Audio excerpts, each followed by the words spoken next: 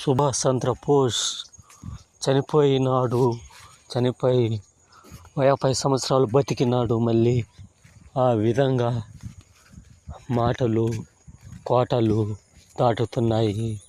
నిజంగా మనకు తెలిసిన విధంగా నేతాజీ 90% చనిపోయి ఉంటాడు విమాన ప్రమాదంలో. లేకపోతే వీరుడు వెన్ను చూపిస్తాడా? వెన్ను చూపించి ఉంటాడు. ఉంటే నేతాజీ వీర మరణం.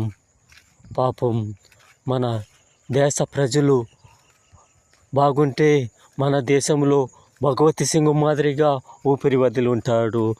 పాపం మన దేశ ప్రజలు ఎటువంటి వాళ్ళు మీకే అర్థమవుతుంది. వీళ్ళ దగ్గర లేక జపాను ఆ విధంగా